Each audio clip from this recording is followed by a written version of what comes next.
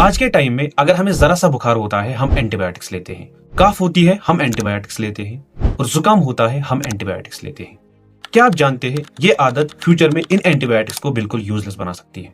चलो जानते हैं इस वीडियो में एंटीबायोटिक रेजिस्टेंस के बारे में। एंटीबायोटिक्स वो दवाइयां है जो बैक्टीरिया को मारने के लिए या उनकी ग्रोथ को कंट्रोल करने के लिए यूज होता है।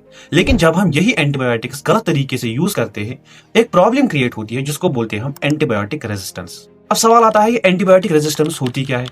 देखो, जब बैक्टीरिया बार बार इन एंटीबायोटिक्स का सामना करते हैं वो खुद में कुछ चेंजेस लाते हैं जिनकी वजह से ये बैक्टीरिया स्ट्रांग बन जाते हैं और ये एंटीबायोटिक इन बैक्टीरिया पे फिर असर नहीं करता है, जिसकी वजह से क्या होता है ये जो इन्फेक्शन 2 या 3 दिन में ठीक हो जाता था इसको अब ठीक होने में टाइम लगता है और ये एंटीबायोटिक बेकार बन जाता है और ये जो सिंपल इन्फेक्शन था ये अब डेंजरस बन जाता है और पेशेंट का जो हॉस्पिटल स्टे है वो बढ़ जाता है।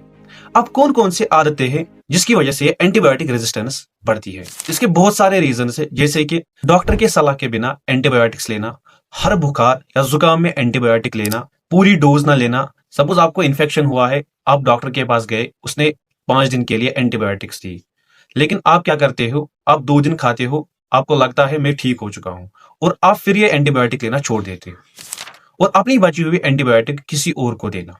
ये सब एक्टिविटीज इन बैक्टीरिया को स्ट्रांग बनाते हैं जिसकी वजह से एंटीबायोटिक इन बैक्टीरिया पे फिर असर नहीं करता है और एंटीबायोटिक रेजिस्टेंस डेवलप होती है।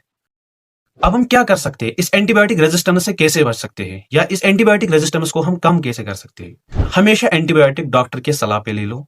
वायरल फीवर, जुकाम और खांसी में एंटीबायोटिक ना लो। अब अगर आप एंटीबायोटिक लेते हो तो पूरा डोज ले लो और अपनी बची हुई एंटीबायोटिक किसी और को ना दो।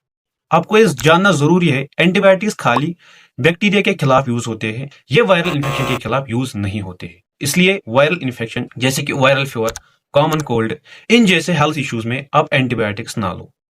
हमेशा एंटीबायोटिक्स डॉक्टर के मशवरे पे लो। तो अगर हम आज एंटीबायोटिक्स को सही तरीके से यूज करेंगे तभी ये फ्यूचर में हमारी जिंदगी बचा सकते हैं।